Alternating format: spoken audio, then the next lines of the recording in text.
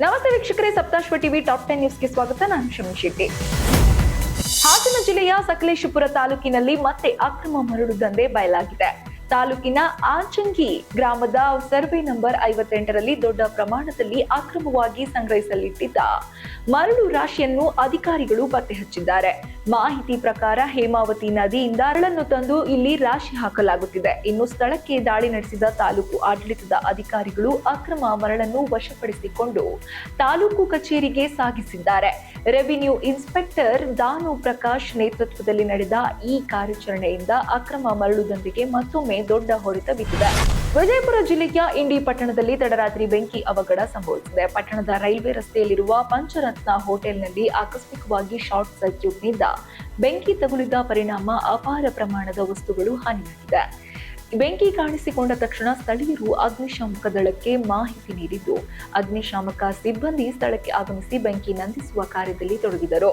ತಡರಾತ್ರಿ ಸಂಭವಿಸಿದ ಈ ಅವಘಡದಲ್ಲಿ ಲಕ್ಷಾಂತರ ರೂಪಾಯಿ ಮೌಲ್ಯದ ವಸ್ತುಗಳು ಬೆಂಕಿಗಾಹುತಿಯಾಗಿರುವುದಾಗಿ ತಿಳಿದು ಬಂದಿದೆ. ಇನ್ನು ಗಂಗಾವತಿ ನಗರದಲ್ಲಿ ಉದ್ವಿಗ್ನ ಪರಿಸ್ಥಿತಿ ನಿರ್ಮಾಣವಾಗಿದೆ. ಮನೆ ಮುಂದೆ ಮೂತ್ರ ವಿಸರ್ಜನೆ ಮಾಡಿದ ವಿಚಾರವಾಗಿ ಪ್ರಶ್ನೆ ಮಾಡಿದ ಹಿರಿಯ ವಕೀಲ ಪ್ರಭಾಕರ್ ಹೊಸಕೇರ ಹಾಗೂ ಅವರ ಪತ್ನಿಯ ಮೇಲೆ ಕೆಲ ಯುವಕರು ಹಲ್ಲೆ ನಡೆಸಿದ ಘಟನೆ ನಡೆದಿದೆ. ಜಮೀರ್ ಸೇರಿದಂತೆ 15ಕ್ಕೂ ಹೆಚ್ಚು ಯುವಕರ ಗುಂಪು ಹಲ್ಲೆ ನಡೆಸಿದರೆಂದು ಆರೋಪ ಕೇಳಿ ಬಂದಿದೆ. ಈ ಘಟನೆ ಖಂಡಿಸಿ ಬಿಜೆಪಿ ನಾಯಕರು ಮತ್ತು ಹಿಂದೂ ಪರ ಸಂಘಟನೆಗಳ ಕಾರ್ಯಕರ್ತರು ಗಂಗಾವತಿ ಟೌನ್ ಪೊಲೀಸ್ ಸ್ಟೇಷನ್ ಮುಂದೆ ಮುತ್ತಿಗೆ ಹಾಕಿ ಆಕ್ರೋಶ ಕೂಡ ವ್ಯಕ್ತಪಡಿಸಿದರು. ಪ್ರತಿಭಟನೆ ತೀವ್ರವಾಗುತ್ತಿದ್ದಂತೆಯೇ ಪೊಲೀಸರು ಪ್ರಮುಖ ಆರೋಪಿಯನ್ನ ವಶಕ್ಕೆ ಪಡೆದುಕೊಂಡಿದ್ದು, ಉಳಿದ ಆರೋಪಿಗಳನ್ನು ಕೂಡ ತಕ್ಷಣ ಬಂಧಿಸಬೇಕು ಎಂದು ಪ್ರತಿಭಟನಾಕಾರರು ಆಗ್ರಹಿಸಿದ್ದಾರೆ. ಮಾಜಿ ಶಾಸಕ ಪರಣ್ಣ ಮುನ್ನವಳ್ಳಿ ಕೂಡ ಪೊಲೀಸರ ವಿರುದ್ಧ ಆಕ್ರೋಶ ವ್ಯಕ್ತಪಡಿಸಿದ್ದು, ಠಾಣೆ ಮುಂದೆ ಬಿಗುವಿನ ವಾತಾವರಣ ನಿರ್ಮಾಣವಾಗಿದೆ. ಇನ್ನು ಜಿಬಿಎ ಪಶ್ಚಿಮ ವಲಯದ ನಗರ ಪಾಲಿಕೆ ನೌಕರರಿಗೆ ಫೆಬ್ರವರಿ ತಿಂಗಳ ವೇತನ ಇನ್ನೂ ಪಾವತಿಯಾಗಿಲ್ಲ ಎಂಬ ಆರೋಪ ಕೇಳಿಬಂದಿದೆ. ಈ ಹಿನ್ನೆಲೆಯಲ್ಲಿ ಜಿಬಿಎ ಅಧಿಕಾರಿಗಳು ಹಾಗೂ ನೌಕರರ ಕ್ಷೇಮಾಭಿವೃದ್ಧಿ ಸಂಘವು ಆಯುಕ್ತರಿಗೆ ಪತ್ರವನ್ನ ಬರೆದು ಈಗಾಗಲೇ ತಕ್ಷಣವೇ ವೇತನ ಪಾವತಿಸುವಂತೆ ಮನವಿ ಮಾಡಿದೆ. ವೇತನ ವಿಳಂಬವಾಗಿರುವುದರಿಂದ ನೌಕರರು ಮಕ್ಕಳ ಶಾಲಾ ಶುಲ್ಕ, ಮನೆಯ ಬಾಡಿಗೆ ಹಾಗೂ ದಿನನಿತ್ಯದ ಆಹಾರ ಸಾಮಗ್ರಿಗಳ ಖರೀದಿಗೆ ತೀವ್ರ ತೊಂದರೆ ಅನುಭವಿಸುತ್ತಿದ್ದಾರೆ ಎಂದು ಸಂಘ ತಿಳಿಸಿದೆ. ಆದ್ದರಿಂದ 24 ಗಂಟೆಯೊಳಗೆ ಫೆಬ್ರವರಿ ತಿಂಗಳ ವೇತನ ಪಾವತಿಸಬೇಕೆಂದು ಆಗ್ರಹಿಸಲಾಗಿದೆ. ಇಲ್ಲವಾದರೆ ಪಶ್ಚಿಮ ವಲಯದ ಎಲ್ಲಾ ಕೆಲಸ ಕಾರ್ಯಗಳನ್ನು ಸ್ಥಗಿತಗೊಳಿಸುವ ಎಚ್ಚರಿಕೆಯನ್ನ ನೌಕರರು ನೀಡಿದ್ದಾರೆ. ಈ ಬೆಳವಣಿಗೆ ನಗರ ಪಾಲಿಕೆ ಕಾರ್ಯಾಚರಣೆಯ ಮೇಲೂ ಪರಿಣಾಮ ಬೀರುವ ಸಾಧ್ಯತೆ ಇದೆ ಎಂದು ಹೇಳಲಾಗುತ್ತಿದೆ. ಇನ್ನು ಕೆಎಸ್ಆರ್ಟಿಸಿ ನೌಕರರ ಸಂಘಟನೆಯಾದ ಕೆಎಸ್ಆರ್ಟಿಸಿ ಸ್ಟಾಫ್ ಅಂಡ್ ವರ್ಕರ್ಸ್ ಫೆಡರೇಷನ್ಗೆ ಹೊಸ ಅಧ್ಯಕ್ಷೆಯಾಗಿ ಜ್ಯೋತಿ ಅವರನ್ನ ಆಯ್ಕೆ ಮಾಡಲಾಗಿದೆ.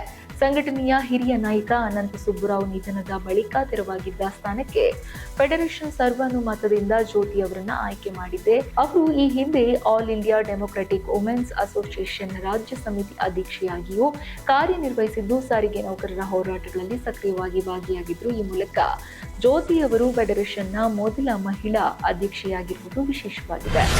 ಇನ್ನು ಮಧ್ಯಪ್ರಾಚ್ಯದಲ್ಲಿ ನಡೆಯುತ್ತಿರುವ ಇರಾನ್ ಇಸ್ರೇಲ್ ಸಂಘರ್ಷದ ಪರಿಣಾಮ ಇದೀಗ ಬೆಂಗಳೂರಿನಲ್ಲೂ ಕಾಣಿಸಿಕೊಳ್ಳುತ್ತಿದೆ. ದೇಶದಲ್ಲಿ ಎಲ್ಪಿಜಿ ಸಿಲಿಂಡರ್ ಕೊರತೆ ಉಂಟಾದ ಹಿನ್ನೆಲೆಯಲ್ಲಿ ಬನಶಂಕರಿ ದೇವಸ್ಥಾನದಲ್ಲಿ ನೀಡಲಾಗುತ್ತಿದ್ದ ಅನ್ನಪ್ರಸಾದ ಸೇವೆಯನ್ನ ತಾತ್ಕಾಲಿಕವಾಗಿ ಸ್ಥಗಿತಗೊಳಿಸಲಾಗಿದೆ. ದೇವಾಲಯದಲ್ಲಿ ಪ್ರತಿದಿನ ಸಾವಿರಾರು ಭಕ್ತರು ಹಾಗೂ ಬಡವರಿಗೆ ಉಚಿತ ಊಟ ನೀಡಲಾಗುತ್ತಿತ್ತು. ಆದರೆ ಅಡುಗೆಗೆ ಅಗತ್ಯವಿರುವ 5ರಿಂದ 6 ಕಮರ್ಷಿಯಲ್ ಸಿಲಿಂಡರ್ಗಳ ಬದಲು ಸದ್ಯ ಕೇವಲ 4 ಸಿಲಿಂಡರ್ಗಳು ಮಾತ್ರ ಲಭ್ಯವಿರುವುದರಿಂದ ಅಡುಗೆ ನಡೆಸಲು ಸಾಧ್ಯವಾಗುತ್ತಿಲ್ಲ. ಈ ಕಾರಣದಿಂದ ಅನಿವಾರ್ಯವಾಗಿ ಪ್ರಸಾದ ಸೇವೆಯನ್ನ ತಾತ್ಕಾಲಿಕವಾಗಿ ಬಂದ್ ಮಾಡಲಾಗಿದೆ. ಸಮಸ್ಯೆ ಶೀಘ್ರದಲ್ಲೇ ಪರಿಹರಿಸಲು ಸರ್ಕಾರ ಪರ್ಯಾಯ ವ್ಯವಸ್ಥೆ ಮಾಡಬೇಕು ಎಂದು ಭಕ್ತರು ಆಗ್ರಹಿಸಿದ್ದಾರೆ. ಬೆಂಗಳೂರಿನ ಬ್ಯಾಡರಹಳ್ಳಿ ಬಿಇಎಲ್ ಲೇಔಟ್ ಪ್ರದೇಶದಲ್ಲಿ ಪೊಲೀಸರ ವೇಷ ಧರಿಸಿ ಕಳ್ಳತನ ಮಾಡಿರುವ ಘಟನೆ ಬೆಳಕಿಗೆ ಬಂದಿದೆ. ಈ ಪ್ರಕರಣವು ಹೊಂಬಾಳೆ ಗೌಡರ ಮನೆಯಲ್ಲಿ ಪಿಎಸ್ಐ ಸಮವಸ್ತ್ರದಲ್ಲಿ ನುಗ್ಗಿ ಕೈಕಾಲುಗಳಿಗೆ ಟೇಪ್ ಸುತ್ತಿಸಿ ಪಿಸ್ತೂಲ್ ತೋರಿಸಿ ದರೋಡೆ ನಡೆಸಲಾಗಿದೆ. ಈ ವೇಳೆ 20 ಲಕ್ಷ ರೂಪಾಯಿ ನಗದು ಮತ್ತು 677 ಗ್ರಾಂ ಚಿನ್ನಾಭರಣಗಳನ್ನು ದೋಚಿಕೊಂಡು ಪರಾರಿಯಾಗಿದ್ದಾರೆ. ಪೊಲೀಸರು 4 ಆರೋಪಿಗಳನ್ನು ಬಂಧಿಸಿ ಬಂಧಿತರಿಂದ 10 ಲಕ್ಷ ನಗದು ಹಾಗೂ 429 ಗ್ರಾಂ ಚಿನ್ನಾಭರಣ ವಶಪಡಿಸಿಕೊಂಡಿದ್ದಾರೆ. ತನಿಖೆಯಲ್ಲಿ ತಿಳಿದು ಬಂದದ್ದು ಹೊಂಬಾಳೆ ಗೌಡನ ಸ್ನೇಹಿತ ಬೆಟ್ಟೇಗೌಡ ಈ ದರೋಡೆಗೆ ಮಾಸ್ಟರ್ ಮೈಂಡ್ ಆಗಿದ್ದಾನೆ. ಪೇರೋಲ್ ಮೇಲೆ ಹೊರಗೆ ಬಂದ ನಾಗೇಂದ್ರ ಸೇರಿದಂತೆ ಉಳಿದ ಆರೋಪಿಗಳನ್ನು ಕೂಡ ಬಂಧಿಸಲಾಗಿದೆ.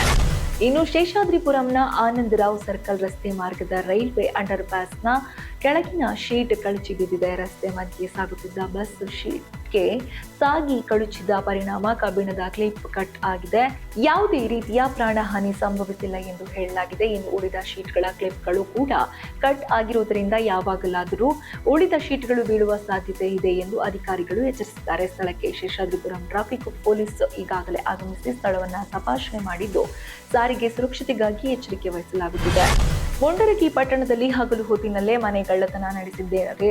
ಹಾಗೆಯೇ ಜನನಿ ಬೀಡಾ ಪ್ರದೇಶದಲ್ಲಿರುವ ಬ್ಯಾಂಕ್ ಮ್ಯಾನೇಜರ್ ರಾಘವೇಂದ್ರ ಕುಮಾರ್ ಮನೆಯನ್ನು ಕಳ್ಳರು ಟಾರ್ಗೆಟ್ ಮಾಡಿದ್ದು ಮಧ್ಯಾಹ್ನ ಸುಮಾರು 3:20ರಿಂದ 4:40 ಮನೆಯ ಬಾಗಿಲಿನ ಕೀಲಿ ಮುರಿದು ಒಳನುಗ್ಗಿದ ದುಷ್ಕರ್ಮಿಗಳು ಹಣ, ಬಂಗಾರ ಹಾಗೂ ಬೆಳ್ಳಿ ವಸ್ತುಗಳನ್ನು ಕಳ್ಳತನ ಮಾಡಿ ಪರಾರಿಯಾಗಿದ್ದಾರೆ. ಮನೆ ಖಾಲಿ ಇದ್ದ ವೇಳೆ ಈ ಕೃತ್ಯವನ್ನು ನಡೆಸಲಾಗಿದೆ ಎಂದು ಹೇಳಲಾಗುತ್ತದೆ. ಇನ್ನು ಘಟನೆಗೆ ಸಂಬಂಧಿಸಿದಂತೆ ಮುಂಡರಗಿ ಪೊಲೀಸರು ಈಗಾಗಲೇ ಸ್ಥಳಕ್ಕೆ ಭೇಟಿ ನೀಡಿ ಪರಿಶೀಲನೆ ನಡೆಸಿದ್ದು ಶ್ವಾನದಳ ಮತ್ತು ಬೆರಳಚ್ಚು ತಜ್ಞರಿಂದ ತನಿಖೆ ಆರಂಭಿಸಲಾಗಿದೆ. ಕಳ್ಳರ ಪತ್ತೆಗೆ ಪೊಲೀಸರು ಶೋಧ ಕಾರ್ಯ ಮುಂದುವರೆಸಿದ್ದಾರೆ.